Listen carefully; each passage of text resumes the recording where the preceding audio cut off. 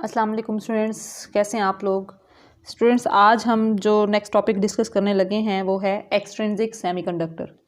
Extrinsic semiconductor को discuss करने से पहले स्टूडेंट्स मैं आपको याद कराती चलूँ, हमने प्रीवियस लेक्चर में पढ़ा था इंट्रिंसिक सेमीकंडक्टर के बारे में। इंट्रिंसिक सेमीकंडक्टर्स क्या थे? Pure semiconductors. और एक्सट्रिंसिक सेमीकंडक्टर स्टूडेंट्स क्या होते हैं कि जब प्योर सेमीकंडक्टर्स में हम इम्प्योरिटीज़ ऐड कर दें तो वो क्या बन जाते हैं? Extrinsic semiconductors. एक्सट्रिंसिक मतलब बाहर से कोई चीज़ अंदर प्योर सेमीकंडक्टर में आ गई है, इसी वजह से इसको नाम दिया जाता है एक्सट्रिंसिक सेमीकंडक्टर का। सवाल ये पैदा होता है स्टूडेंट्स यहाँ पे कि एक्सट्रिंसिक सेमीकंडक्टर की ज़रूरत क्यों पेश आई?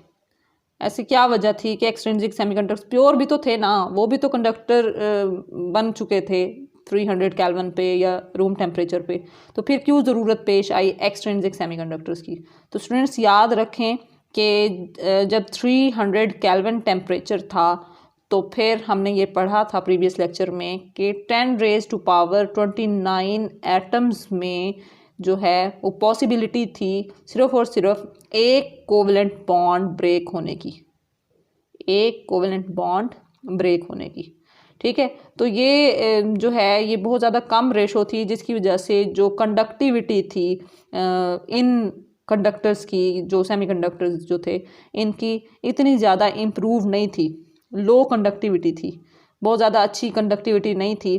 तो जिसकी वजह से ये जो सेमीकंडक्टर्स थे, सेमीकंडक्टर्स वो क्या थे, उनकी वो गुड कंडक्टर्स नहीं थे, गुड कंडक्टर्स के तौर पे बिहेव नहीं कर रहे थे, नॉट गुड कंडक्टर्स।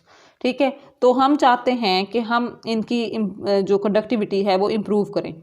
तो कंडक्टिविटी इम्प्रूव करने का यही मेथड है कि फिर हम क्या कर दें, इन प्योर सेमीकंडक्टर्स में ऐड कर दें इम्प्योरिटीज़ को। तो फिर क्या किया जाता है? Addition of impurities to pure semiconductors.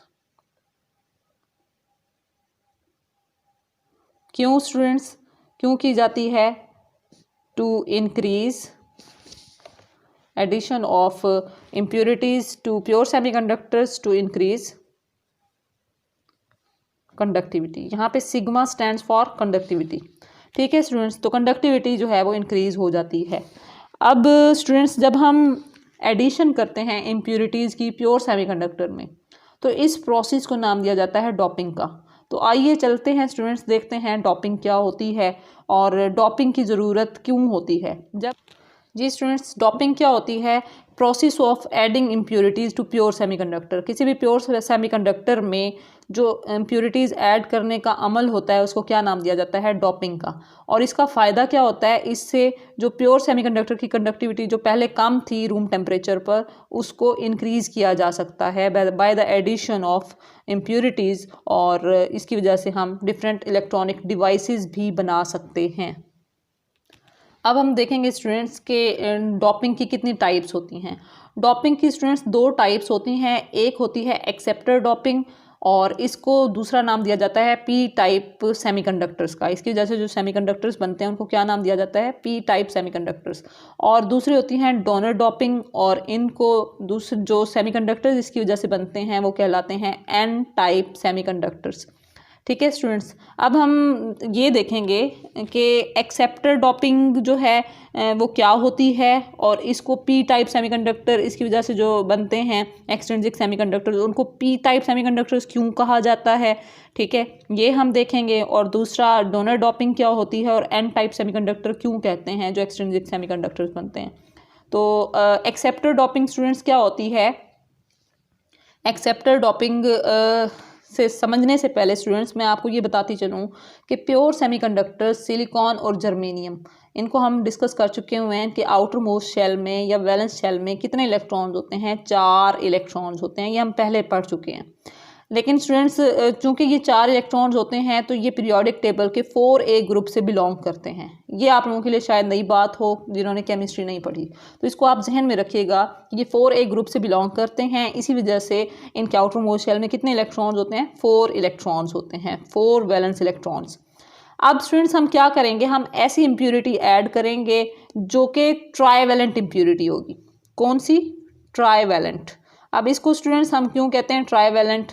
अब ट्राईवैलेंट इम्प्योरिटी का मतलब क्या है? ट्राई का मतलब होता है 3 और वैलेंट का मतलब है आखिरी, आउटर मोस्ट, ठीक है, आउटर मोस्ट इलेक्ट्रॉन्स।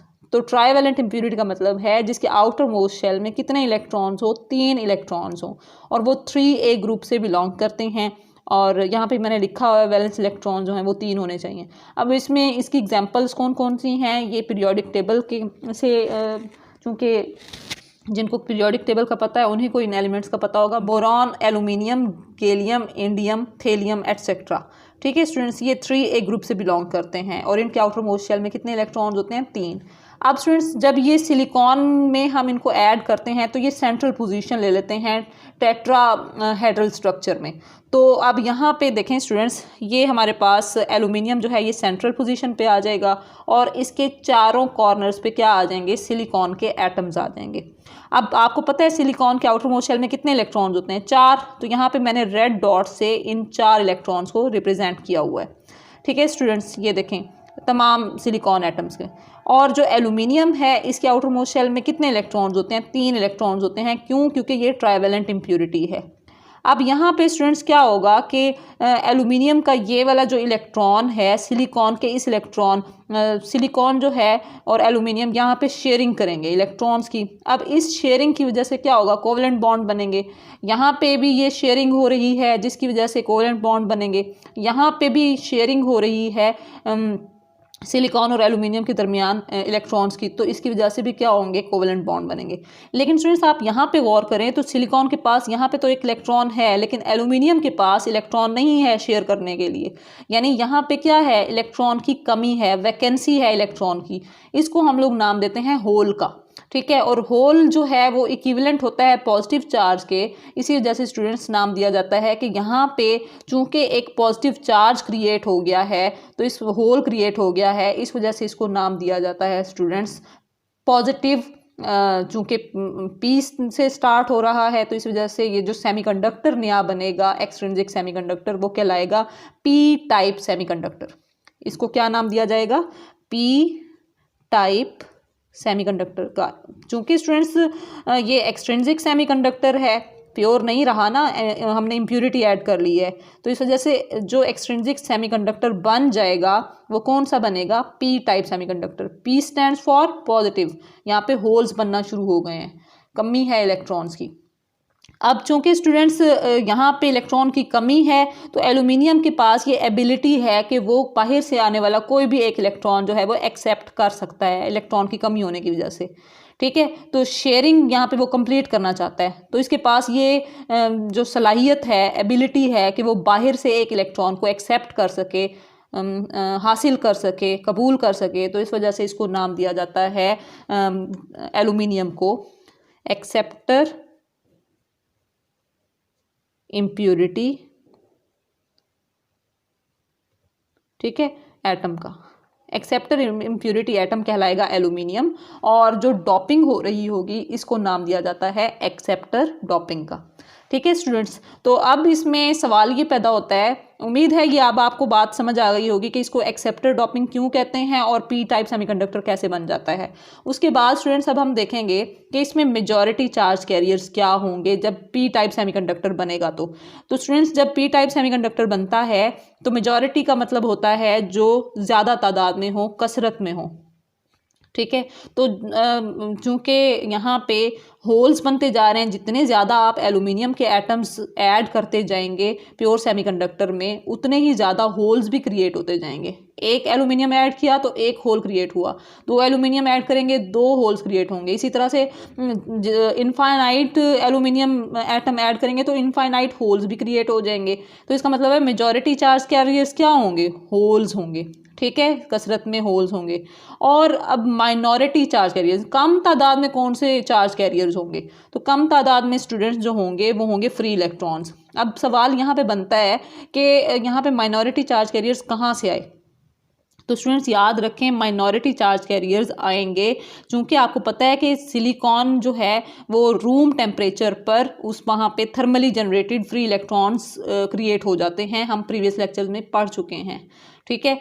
तो चूँकि रूम टेम्परेचर पे फ्री इलेक्ट्रॉन्स और होल्स क्रिएट हो रहे होते हैं, इलेक्ट्रॉन होल पेयर्स जनरेट हो रहे होते हैं, तो उस इलेक्ट्रॉन होल पेयर जनरेशन की वजह से जो इलेक्ट्रॉन्स होंगे स्टूडेंट्स, फ्री इलेक्ट्रॉन्स, वो जो है वो माइनॉरिटी चार्ज कैरियर्स के तौर पे बिहेव करेंगे। हम पढ़ चुके हुए हैं ना पहले कि 10 की ताकत 29 एटम्स में से एक ही इलेक्ट्रॉन जो कोवेलेंट बॉन्ड है वो ब्रेक होगा, तो इसका मतलब है एक फ्री इलेक्ट्रॉन जनरेट होगा, ठीक है। और जब एक फ्री इलेक्ट्रॉन जनरेट होगा तो स्टूडेंट्स वो किसके तौर पे बिहेव करेगा, माइनॉरिटी चार्ज कैरियर के तौर पे, और जो उसकी वजह से जो होल क्रिएट हो रहा है वो वैसे ही मेजॉरिटी चार्ज कैरियर्स में शामिल हो जाएगा, ठीक है स्टूडेंट्स।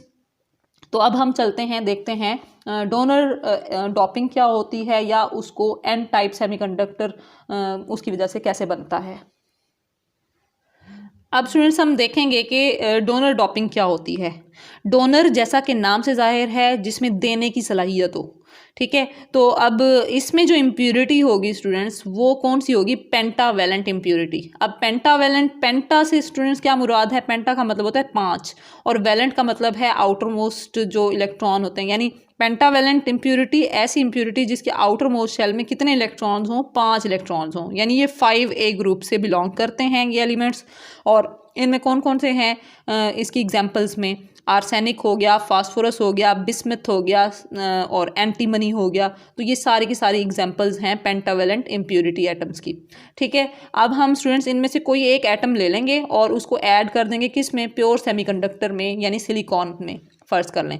तो हम सिलिकॉन में इसकी एडिशन करते हैं और सेंटर पे हम रख लेते हैं एक फॉस्फोरस एटम को, और इसके जो टेट्राहेड्रल चूँकि स्ट्रक्चर है तो इसके चारों कोनों पे सिलिकॉन के एटम्स मौजूद होंगे, ठीक है स्टूडेंट्स। और आपको पता है फास्फोरस पेंटावेलेंट इम्प्यूरिटी है तो इसके आउटर मोस्ट शेल में कितने इलेक्ट्रॉन्स होंगे, 5। यहाँ पे मैंने इसको क्रॉस से रिप्रेजेंट किया हुआ है आप लोगों की आसानी के लिए।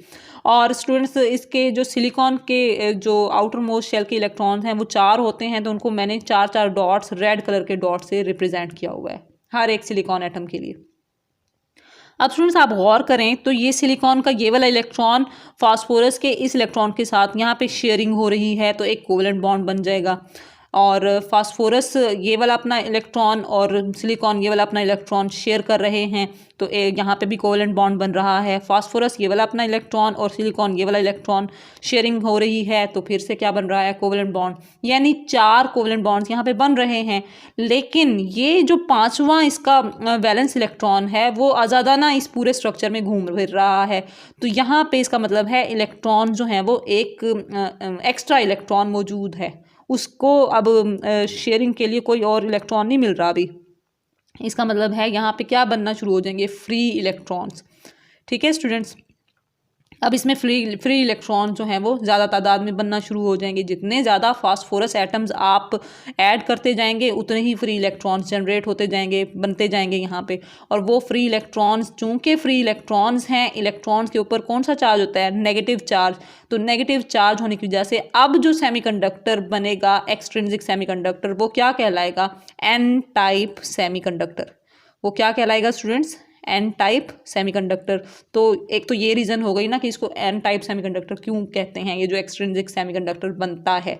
अब यहाँ पे आप ये सोचेंगे कि आप बार बार एक्सट्रिंसिक कर रही हैं, बेटा मैं यहाँ पे एक्सट्रिंसिक सेमीकंडक्टर इसलिए कह रही हूँ क्योंकि यहाँ अब ये सिलिकॉन प्योर नहीं रहा, इसमें हमने एक इम्प्यूरिटी ऐड कर ली, इस वजह से ये एक्सट्रिंसिक सेमीकंडक्टर बन गया। अब स्टूडेंट्स दूसरी बात ये कि इसको डोनर डॉपिंग क्यों कहते हैं, तो फर्स्ट ऑफ ऑल मैं यहाँ पे डोनर की एक्सप्लेनेशन देती चलूँ। चूँकि फास्फोरस के पास एबिलिटी है इलेक्ट्रॉन डोनेट करने की, सिलिकॉन को जो है वो 4 इलेक्ट्रॉन्स चाहिए ना, 4 नेबरिंग सिलिकॉन को 4 ही इलेक्ट्रॉन चाहिए शेयरिंग के लिए। जो 5वां इलेक्ट्रॉन है वो फ्री बच गया है, तो वो फास्फोरस चाहेगा कि वो जो फ्री मैंने बचाया हुआ है उसको मैं किसी ना किसी को दे दूं, तो वो फिर क्या बन जाएगा उसको वो डोनेट कर सकता है। इस वजह से phosphorus has ability to donate electron, इसी वजह से इसको नाम दिया जाता है डोनर इम्प्यूरिटी एटम का, या आप इस डॉपिंग को नाम दे सकते हैं डोनर डॉपिंग का, ठीक है। और एन टाइप सेमीकंडक्टर क्यों कहते हैं? क्योंकि इसमें ज़्यादा तादाद में फ्री इलेक्ट्रॉन्स होते हैं इस सेमीकंडक्टर में, इस वजह से इसको नाम दिया जाता है एन टाइप सेमीकंडक्टर। अब इसमें स्टूडेंट्स फिर से वही सवाल कि मेजॉरिटी चार्ज कैरियर्स ऐसे डोपिंग की वजह से जो सेमीकंडक्टर्स बनते हैं उसमें क्या होते हैं? तो मेजॉरिटी चार्ज कैरियर्स यहाँ पे क्या होंगे? Free electrons. जबकि आप पढ़ चुके हैं कि एक्सेप्टेड डोपिंग में वो होल्स होते हैं। और माइनॉरिटी चार्ज कैरियर्स क्या होंगे? होल्स। कम तादाद में कौन से चार्ज कैरियर्स होंगे? होल्स। और वो कहाँ से आएंगे? वो थर्मली जनरेटेड फ्री इलेक्ट्रॉन्स की वजह से जो क्रिएट हुए थे होल्स, वो वहाँ पे बिहेव करेंगे एज माइनॉरिटी चार्ज कैरियर्स।